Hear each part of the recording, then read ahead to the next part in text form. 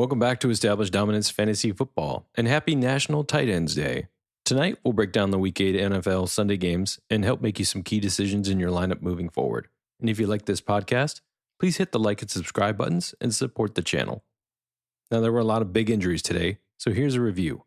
Jordan Love was forced out of the game with a knee injury. Malik Willis took over and looked mediocre. May was forced out with a concussion. He looked good before he left with a touchdown. Diggs left with a knee injury, leaving Dell as the only guy left. All the Jags receivers were hurt today. It was terrible. Thomas had a chest injury, Kirk with a shoulder, Davis with a shoulder, and Kirk's shoulder looked the worst. Parker Washington is the next guy up. He only had 4 targets today. He's not sexy, but who else is going to catch the ball? Okay, let's look at the Sunday games.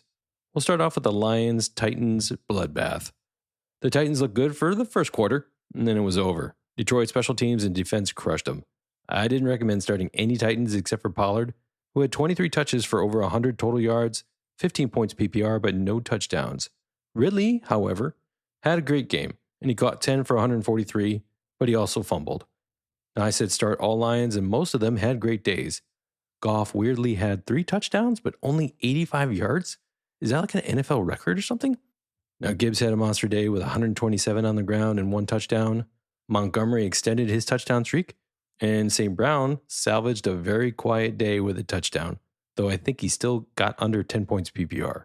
Laporta led all receivers with 6 catches for 68 yards and a touchdown, so welcome back. I was wrong to think he may have been in decline, but it was National Tight End Day. We'll see what happens next week. Khalif Raymond played for Williams, who's suspended, had 2 catches for a touchdown and a punt return for a touchdown, so hopefully you started him. Lions get Green Bay next week, and with Love potentially out, they have another chance for a big game. Speaking of the Packers, let's talk about the Packers and the Jags. Now, I was correct that Etienne would sit again. Bigsby had a decent day with 10 points PPR, but no touchdowns. Lawrence vultured his only opportunity. Speaking of Lawrence, he had a good day. He went 308 with 2 touchdowns and an interception, but his late fumble cost them the game. I said Ingram would have another dominant game. He went 4 for 36 and a touchdown. That's a strong week. And he's a must start with Thomas Jr., who also had another touchdown on 3 catches for 60, but then the injury took him out. Now, the loss of all the receivers on the Jags has to be monitored early for waivers this week. Kirk's injury looks the worst. There's a decent chance to get Thomas back, but he may miss a little time. Now, like I pointed out yesterday, the Jags could be tough against outside receivers, but give up plenty to the slot and the tight ends. Kraft set up as a premium play this week, and he didn't disappoint. He had 3 catches for 78 and a touchdown.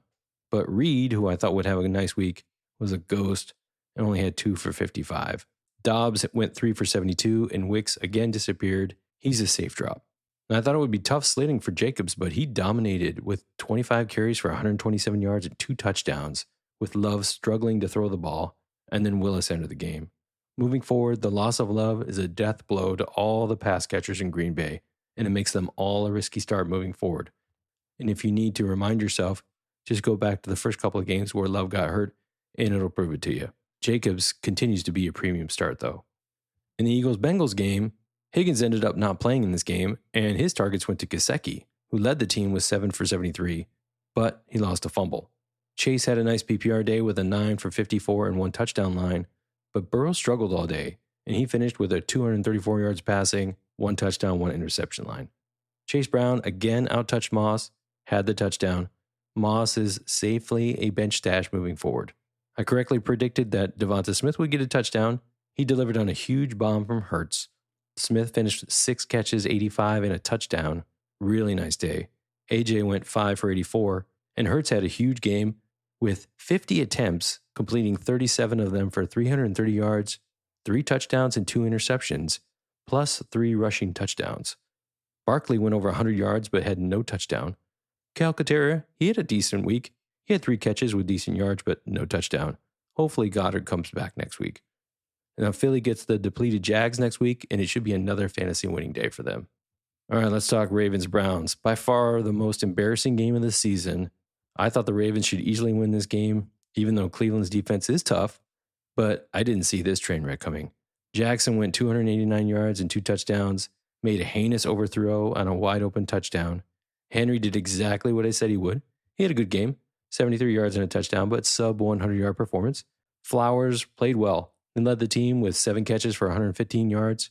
Bateman, proved last week was a one-off ceiling game, caught 1 ball and committed a heinous drop because hashtag sun in my eyes. Aguilar and Andrews caught the other touchdowns, and they had exactly 36 yards apiece. Again, National Tight End Day. Winston was incredible under pressure. He found Njoku 5 times for 61 yards and a touchdown. Jerry Jeudy got 5 for 79. But the big surprise winner was Tillman. 9 targets, catching 7 of them for 99 yards and 2 touchdowns. Wide open on some of those plays.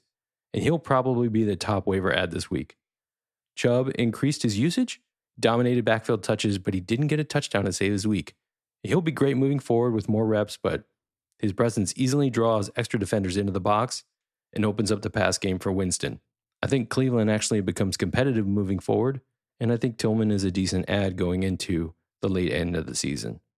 Now, Falcons and Bucks. Apparently, this was the shootout you were looking for. I thought the Bucks would run heavy with all 3 backs mixed in, but they didn't even give him a chance. Irving led all 3 running backs with a 9 for 44 line on the ground, and then caught 7 for 40, so a really nice PPR day. But White was the one who got the touchdown. He caught 5 for 38. I was very wrong when I said McMillan should dominate targets. He only had 7. I mean, that's good, but he only caught 4 for 35. However, I thought Otten might receive the most looks on the team, and boy did he ever. He finished with 9 catches for 81 yards and 2 touchdowns. He's the dominant play for at least another week or 2, especially if Evans doesn't come back. And if he's on the waiver wire, you need to go grab him right now. Shepard proved to be the desperation play I thought he would. Mayfield, he proved to be startable. Even with the loss of his 2 big alpha receivers, he attempted 50 passes, finishing with a 330-yard, 3 touchdown, and 2 interception line. Another huge day. All right, speaking of huge day, Cousins. Now, he didn't get 500 yards passing, but boy, he had a strong throwing today. 4 touchdowns. London took a back seat, weirdly. Only caught 4 for 36. All the touchdowns went to Pitts. He was 4 for 91 and 2 touchdowns. Mooney had a nice game. 5 for 92 and a touchdown. He led the team in yards. Algier interestingly matched Robinson in ground touches, though he had half the yards. But Bijan got 6 catches for 37 through the air with a touchdown. So, again, Algier's merely a bench stash at this point. Next week, the Bucs travel to KC, and they could have a tougher time against that strong defense. In the Cards-Dolphins game, welcome back Tua, who protected himself and played about as expected with 234 yards passing and a touchdown. I mean, honestly, it's his first game back. Miami didn't run as much as I thought, but they got good production from Achane and Mostert. The tough part was Achane owners got hosed because Mostert vultured 2 of his touchdowns. But Achane still had a huge day. Don't get me wrong, 150 total yards and a touchdown, almost 26 points PPR, so really nice. If not for 2 touchdowns, Mostert would have been completely laughable overall because he only averaged 2 yards on the ground per carry. But that's fantasy football, folks. Now we knew Cheetah wouldn't miss to his comeback. He led in targets, but once again, he missed the end zone on a 6 for 72 line. Waddle had a mediocre day with 4 for 45, and Jonnu Smith indeed fell back to a middle-tier tight end after his huge performance last week. Apparently, Miami didn't get the memo, and Double Harrison, who crushed them for 6 for 111 yards receiving and a touchdown. He didn't even lead the team, as that honor went to McBride, who finished with 9 catches for 124, but no touchdown. Once again, Wilson got the weird touchdown to save his night, but the biggest surprise was Connor's inability to get his usual 4 to 5 yards per carry. But he did finish with 53 yards and a touchdown on a late score. Murray was mistake-free, which is nice to see. He ended the night with 307 yards and 2 touchdowns. All right, let's talk the Jets-Pats game. Wow. The Jets lose a must-win game against a beatable Patriot defense, and all hell is about to break loose. Hall did not have a big game, but it wasn't his fault. He averaged 5 yards a carry. For some reason, the coaches gave him a timeshare with Allen, who vultured his touchdown while only averaging 2.7 a carry. I think that's why they lost. I honestly do. Everyone knows the Pats are terrible against the run. It just didn't make any sense. I really thought Adams would get his first touchdown, but nope. And he only got 4 for 54. Wilson commanded the most targets. He finished 5 for 113, but no touchdown. The touchdowns went to Conklin, national tight end of the day, and Gibson. Rodgers, he proved startable, 233 yards and 2 touchdowns and no mistakes, but he lost the game. Now, I didn't recommend starting any Patriot skill players because I thought you can't project who's going to get the freak touchdown. May ran the ball well until he got a concussion and scored a touchdown. Stevenson, he didn't dazzle in yardage, but he got both short yardage touchdowns, proving that Gibson is a bench hold or even droppable. Brissett, who came in for May, was awful and unstartable moving forward. The only bright receiving spot was Henry, who caught 5 for 45. Let's hope May comes back soon. He really changes their offense overall. In the Colts-Texans game, Richardson started again. He was really bad, completing only 31% of his passes, going 175 yards for 1 touchdown and 1 interception. It was a downgrade for all skill players, except JT, who dominated with 105 yards and a touchdown, but only 1 catch. And then Downs, who only caught 4 of his 9 targets, still finished for 109 and a touchdown off of a big play. Goodson dropped a touchdown, and Sermon disappeared. It's the JT show from now on. Those two are basically bench stashes. Now the Colts, they give up a lot on the ground, and they got smoked by Mixon for 102 yards and a touchdown, and 4 for 32 in the air. Mixon is clearly a workhorse back. He had 29 touches, I think. No one else is getting any carries. Bench Pierce and OG until further notice. CJ had a better day, got a touchdown, but only had 285 yards passing and a touchdown. Diggs led the team with 5 for 81, but he exited with an injury, and Dell got the only touchdown after that with a 4 for 35 line. Monitor Diggs moving forward. His knee injury could keep him out a couple of weeks. We'll see what they say. CJ leaned on Dalton Schultz more. He had 6 targets, finished with a 4 for 52 line. Now the injury will give Woods more playing time, but he's a touchdown-dependent player. I wouldn't go out and grab him. He doesn't get a whole lot of looks regardless. I expect Dell and Schultz to dominate targets moving forward. In the Saints-Chargers game, Rattler got Olave and Taysom Hill back, but he got pulled for his terrible performance. Laughably, I correctly predicted that Hill would outscore Rattler, but it wasn't by much. Now, regrettably, I said that Olave for me is unstartable here unless you truly have no one else. Well, he got peppered by both quarterbacks, and he led with 8 catches for 107. Bad on me. Kamara didn't score, but his 122 total yards and 6 catches gave him a strong PPR day.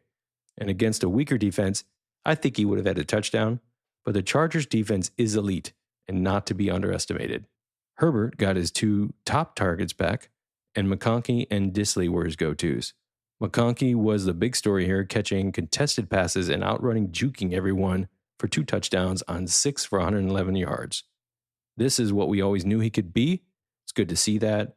Hopefully, Herbert will target him more moving forward. Disley had a decent game. He caught 5 for 41. Palmer added 2 catches for 72. Dobbins had a decent day with 68 total yards, 4 catches, and a touchdown, but was almost outrushed by Herbert, who had a good day on the ground with almost 50 yards, and then he passed for 279 and 2. So a much stronger week than he's normally used to. Now the Chargers go to Cleveland the next week, and they should give the Browns all they can handle. Hopefully, Carr comes back next week for the Saints as they go to Carolina in what should be a nice bounce-back game. In the Bills-Seahawks game, the weather was a factor in the first half. It was terrible. It was raining, very sloppy. Metcalf didn't end up playing. JSB led in targets with 6 for 69, but no touchdowns. Lockett was surprisingly held to only 1 catch and barely targeted. Walker was vultured out of his touchdown from Charbonnet and didn't even break 9 points PPR. Geno Smith's turnovers, especially at the goal line, killed any chance Seattle had. And Geno, after leading the NFL through Week 5, is now a basement dweller after his 212-yard, 0 touchdown, 1 interception performance. For the Bills, Kincaid had a nice game with a 4 for 31 and 1 touchdown line. Keep in mind, Seattle gives up huge games to tight ends. Next week, it's the Rams, so Parkinson is up there. Cooper disappeared this week. Coleman had the only other touchdown, catching 5 for 70 yards. The biggest surprise was Shakir catching 9 for 107. He's talented. We always knew he could do that. It's just he's been taking a back seat lately. Good to see him back. Cook dominated touches as expected and crushed Seattle for 111 yards and 2 touchdowns on the ground, plus 3 catches for 22 receiving. Allen was his usual self, passing for 283 yards and 2 touchdowns and 1 interception, plus 25 on the ground. In the Panthers-Broncos game, I said Hubbard is the only startable player on Carolina, and he only had 9 points PPR. Now, Leggett did get a touchdown. He finished 4 for 35 and 1, but the leader for Carolina was Coker on a garbage time TD, ending with a 4 for 78 and 1 line. Surprisingly, Sanders became a third down pass catching dynamo, and he caught 7 for 38. But that's not a stat line that's going to remain consistent, and I don't think you should go targeting him on the waiver wire. Young started the game. He had a 224, 2 and 2 line, and considering Denver's great defense, that was a passable performance for him. For Denver, I thought Nix would have a very good day, and I was right. 284 yards passing, 3 touchdowns, plus a TD on the ground. That's a huge performance. That's like a top 5 play this week. Javonte and McLaughlin equaled each other on the ground essentially, but Williams caught more passes even though McLaughlin got the TD. It's hard to predict who gets the TD on this team each week, but it was National Tight End Day, and of course, Troutman had a big day with 4 catches, 85 yards, and a touchdown. Sutton led the team with 8 catches for 100. In the Chiefs-Raiders game, I said all Raiders players should be benched, period. Now, I want to take that back. I should have said, except for Bowers, who had a 5 for 58 line, because he's awesome. He's like tight end number 1, but sorry, I should have made that more specific. Chiefs got a tough defense. I thought it was going to be a train wreck. It was a lot closer than it should have been. Myers was a surprise. He was questionable all week. Didn't even think he was going to play. And then he goes 6 for 52 and a touchdown. Minshew started. He had his usual barely 200 yards and 2 touchdown performance. And there was literally almost no ground game to speak of. I mean, starting a running back on this team is a desperation play. The Chiefs, they barely won, which was embarrassing after picking up Hopkins. Speaking of Hopkins, he got the first pass out the chute and then disappeared after that. He caught 2 for 29. Once again, National Tight End Day means Kelsey goes 10 for 90 and a touchdown, led the team. Worthy finally showed up, caught a touchdown. He caught 4 for 37. It's interesting, though. He only catches about half of the targets that Mahomes throws him. For some odd reason, Mahomes can't hit him. Don't know why. Hunt had a decent game with 63 yards and a touchdown, but he only caught 1 pass. And the tight ends continue to be Mahomes' first look. In the Bears-Commanders game, obviously the big highlight here was the tip drill Hail Mary walk-off TD to Noah Brown with 0 clicks on the clock. Better looking than good, eh? If you haven't seen it, go see the replay. It's amazing. It's like when Colorado did the tip drill against Michigan back in the day. It's that good. Daniels, who was a game-time decision, decided to play. But if it wasn't for the Hail Mary, he would have had 0 touchdowns. I don't think he's fully healed yet. He rushed for 52 yards, kept himself healthy, didn't re-injure himself. That's good. McLaurin, big night, 5 for 125, led the team, no touchdowns. Ertz, another great night, 7 for 77, again, no touchdowns. But Noah Brown was the big winner, 3 for 73 and a touchdown off of that 53-yard Hail Mary. Brian Robinson had an off night, only 76 yards, no touchdown. Eckler was roughly the same as far as PPR goes. For Chicago, Williams had a forgettable night. 131 yards and no touchdowns, 41 on the ground, but also a fumble. Now, I said Swift had a good chance at a touchdown because Washington has given up a touchdown to almost every running back every week this season, and he came through with 129 yards and a touchdown. Because Williams is so pathetic, though, no wide receiver was remarkable, so there's really no one to talk about. DJ Moore had a scary injury moment, but he seemed to survive it, so he should be fine moving forward. And the final game of the night, Sunday Night Football, was the Niners versus the Cowboys. The Niners got out to a huge lead and then tried to blow it in the end. Now, the big wide receiver issues for San Francisco were out there. Debo and Kittle were both questionable, but they came back and played and dominated. Kittle had 6 catches for 128 yards and a touchdown. Debo caught 4 for 71, plus some extra rushing.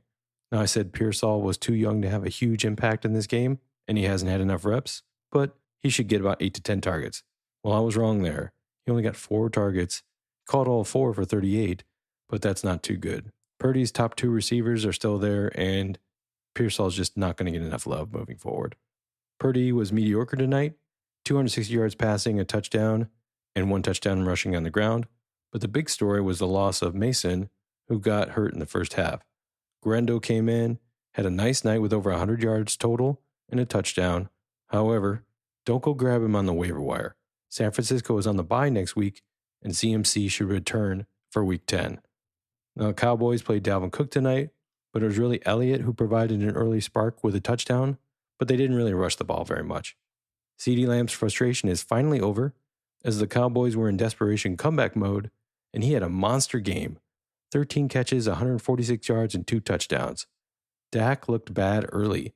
I said he was a dangerous start here, but he finished with a 243, 2-2 line. Not terrible.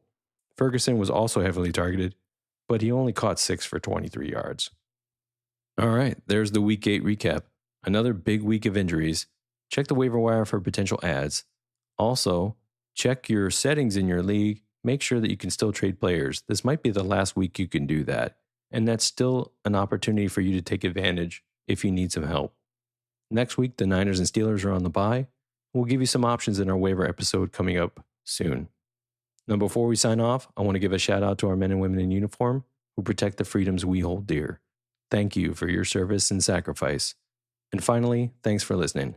If you enjoyed this episode, be sure to subscribe and follow us on X, YouTube, Apple, Spotify, or wherever you get your podcasts, so you can stay up to date on our latest content. And until then, remember, established dominance isn't just a catchphrase, it's a commitment. Are you ready?